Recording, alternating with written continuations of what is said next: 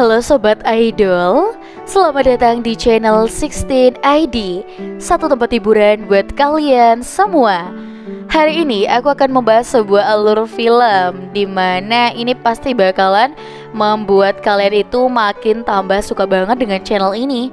Namun ya sebelum kita lanjut, teman-teman di rumah jangan lupa untuk like, komen, dan juga subscribe channel ini terlebih dahulu ya. Nah, kita mau langsung aja buat mulai alur filmnya. Pria ini bernama Minjay. Dia tinggal bersama kedua orang tuanya dengan kondisi ekonomi yang terbilang pas-pasan. Suatu hari, Minjay memakai jasa dari seorang bernama Jang untuk membantunya memperoleh pinjaman dari bank. Dengan jumlah uang yang cukup banyak, dengan melakukan penyamaran identitas untuk mengajukan pinjaman sebesar $30.000, Jang akan membantu para klien yang kesulitan memperoleh pinjaman dari bank lalu. Setelah uang sudah cair, ia akan menerima komisi sesuai dengan perjanjian. Untuk Minjay sendiri harus membayar komisi sebesar $9.000. Kemudian Minjay menggunakan uang dari hasil pinjaman tadi untuk memulai usahanya, yaitu berjualan jam Rolex super dengan keuntungan sekitar per bulan tidak tanggung-tanggung. Ia akan menjualnya 300 buah sekaligus. Tetapi sayangnya, saat membeli jam Rolex KW, uangnya malah dibawa kabur oleh teman wanitanya yang bernama Isun. Masalah semakin bertambah parah ketika Minjay didatangi oleh rekan kerja Jang yang bernama Pak karena dia tidak membayar komisi sebesar $9.000 setelah memakai jasa. Bukannya memberikan pelajaran di sini, Jang malah menawarkan untuk bekerja dengannya. Kini menjadi seorang suruhan yang semuanya menggunakan nama samaran agar sulit dilacak oleh polisi. Yang akan mereka lakukan masih sama dengan sebelumnya, yaitu membantu para klien mendapatkan pinjaman dan mereka akan memperoleh komisi. Dari sisi lain, ada seorang detektif bernama John. Dia ditugaskan bersama kelompok barunya untuk mengungkap kasus kejahatan pinjaman ilegal. Tidak lain adalah yang dilakukan oleh Pak. Ia pun sangat bersemangat untuk menangani kasus penipuan ini, tetapi anggota lainnya tampak sebaliknya. Singkat cerita, Minjay sukses besar dikarenakan di sini ia cukup lihai dan meyakinkan dia bisa menarik lebih banyak pilihan untuk menggunakan jasanya. Tentunya semua ini tidak lepas dari campur tangan Jang. Walaupun menjadi seseorang yang sangat cerdas, tetapi Jang menolak dari semua pekerjaan ini. Suatu hari yang didatangi oleh detektif San, ternyata detektif San sudah mengetahui beberapa hal yang dikerjakan oleh Jang. Dari sini terjadilah kejar-kejaran di antara mereka. Ternyata ini semua adalah ulah dari Song. Dia ingin tertangkap agar bisa merebut sebuah buku yang berisikan data-data penting untuk pekerjaan ini. Tetapi di saat yang sama, buku itu sudah berada di tangan Minjay. Setelah perubatan yang cukup sengit, akhirnya Minjay bisa mengamankan buku tersebut untuk dikembalikan kepada Jang.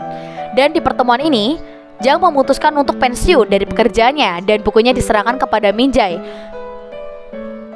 Kemudian Minjay mulai merekrut beberapa orang untuk ikut bekerja bersamanya. Ada Ling dan juga Hong dengan tugas yang sama dengan sebelumnya, ditambah lagi dengan Jin, seseorang yang ahli dalam membuat identitas, formulir atau berkas-berkas. Di sini, Hong memiliki data sekitar 20.000 data pribadi orang-orang, lalu mereka mengirimkan email yang berisikan virus. Saat menerima email dan mengklik link tersebut, maka mereka akan terdaftar secara otomatis di situs yang sudah disediakan. Di tempat lain, tanpa sengaja, Minjay bertemu dengan Haisun, wanita yang dulu pernah membawa kabur uangnya. Walaupun sudah mencoba meminta pertanggungjawaban, tetapi sia-sia. Ia melapor ke polisi pun percuma karena uang itu didapatkan dari penipuan pinjaman. Singkat cerita, situs milik Minjay sudah mempunyai puluhan ribu anggota dan terus meningkat dengan pesat. Tentunya akan semakin banyak juga orang yang berdatangan untuk memakai jasa miliknya. Bahkan dengan banyaknya penghasilan yang didapatkan, di sini dia bisa membelikan mobil untuk masing-masing rekan kerjanya. Lalu suatu hari Minggu, ia mendatangi Haisun untuk menawarkan kerjasama karena memiliki keahlian yang sangat berguna, yaitu seperti Jin. Walaupun sempat mendapatkan penolakan dari anggota lain karena pernah menipu Minjay itu, tetapi keahlian yang dimilikinya menjadi pertimbangan khusus.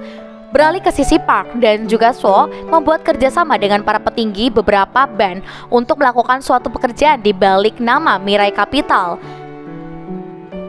Berawal dari membantu orang-orang untuk mendapatkan pinjaman, kemudian mereka akan melakukan suatu hal yang sangat buruk.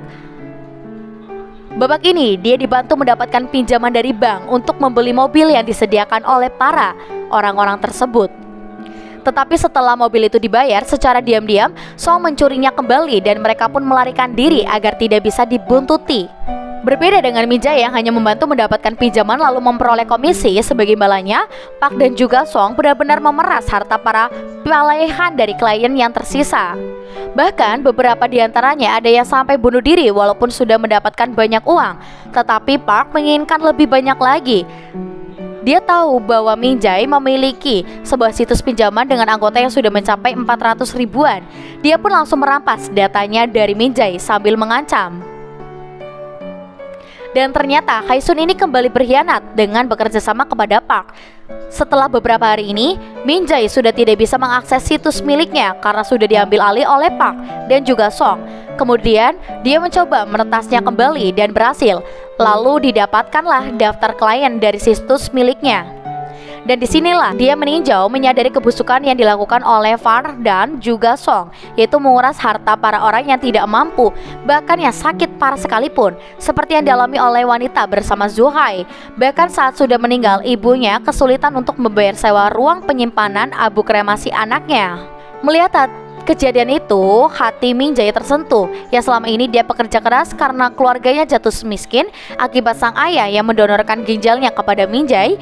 Dia benar-benar merasakan bagaimana rasanya ada di posisi para korban pemerasan itu. Lalu, di sini Min Jae dan juga Jang untuk meminta pertolongan karena di luar sana Park semakin sadis. Bahkan dia juga memberanikan diri untuk bertemu dengan detektif San. Walaupun awalnya si detektif akan menangkapnya, tetapi di sini Min Jae bisa meyakinkan Chun bahwa dia akan membantu pihak kepolisian untuk menangkap orang-orang yang terlibat kejahatan ini. Aksi mereka pun dimulai di sini. Dipertemukan dengan seseorang yang melakukan suatu bisnis yang bisa menghasilkan lebih banyak uang, dan diawali dengan memberikan sambutan kepada para calon klien dengan didampingi oleh orang. Kemudian para calon klien akan dibawa ke suatu tempat menggunakan ghost. Tiba-tiba dia ditangkap dan dibawa ke suatu ruangan karena menyadari ada sesuatu hal yang tidak beres di dalam ruangan itu. Tanpa Haisun sedang mengobrol dengan Park, namun tanpa sengaja dia menumpahkan minuman yang dipegangnya. Tiba-tiba polisi berdatangan untuk menangkap Song yang berada di dalam ruangan tersebut. Sementara Min Jae menyamar sebagai Park dan bertemu dengan seorang perwakilan dari bank tersebut. Kemudian di sini terjadi pembicaraan yang cukup serius di antara mereka. Kembali lagi ke Park, dia menjawab dua polisi yang tidak lain adalah rekan tim detektif San, yaitu untuk menangkap Min Jae dan kawan-kawan atas tuduhan penipuan pinjaman karena dia menganggap orang-orang itu adalah ancaman bagi pekerjaannya. Setelah itu membocorkan keberadaan Min Jae saat ini karena dia dijanjikan akan dibebaskan apabila mau memberitahu. Setelah sampai di tempat tujuan, tampaknya kita yang sudah berjaga di depan pintu bersama anggota gangsternya dengan sedikit perkelahian, mereka menahan Park dan juga anak buahnya yang memaksa untuk masuk. Dan sementara di dalam ruangan, Min Jae masih dalam penyamarannya dan masih melanjutkan obrolannya dengan perwakilan bank. Sampai akhirnya di sini memutuskan untuk menyerah karena tubuhnya sudah dipenuhi dengan luka. Sebenarnya Min Jae berada di tempat lain. Urusannya dengan perwakilan bank sudah selesai. Lalu dia membawa kabur uang yang berada di kantor Park dengan jumlah yang sangat banyak. Setelah Park kembali ke markasnya dan mendapati menjadi sana, bersamaan dengan itu suatu kebenaran terungkap. Sebenarnya Haisun masih berpihak kepada Min Jae. Jadi saat ia menumpahkan minuman itu hanyalah pengalih perhatian saja. Di saat mengganti baju, dia menyalin sidik jari milik Park untuk membuka tempat penyimpanan uang. Setelah itu, dia juga menukar buku tabungan Park dengan yang palsu. Itulah kenapa Min Jae bisa membuka tempat penyimpanan uang milik Park. Dan tidak hanya itu, selama melakukan penyamaran, dia telah melakukan pinjaman ke bank atas nama Park dengan nominal yang sangat banyak, yaitu 3 juta dolar. Karena itulah tadi Haisun sempat mencuri buku tabungan milik Park. Saat Min Jae diserang, tiba-tiba polisi mulai berdatangan dan terjadilah kejar-kejaran. Hampir saja Park berhasil kabur, tetapi tiba-tiba Min Jae menghalanginya dan akhirnya Park tertangkap. Seharusnya Min Jae juga tertangkap dalam kasus ini karena dia juga terlibat kasus penipuan pinjaman walaupun tidak seburuk apa yang dilakukan oleh Park.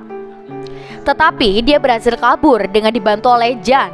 Dan akhirnya uang hasil rampasan itu dibagikan oleh Minjai dan kawan-kawan kepada para korban yang pernah ditipu oleh para Park. Dan film pun tamat ya teman-teman. Nah itu dia teman-teman alur film dari One Line yang dirilis pada tahun 2017.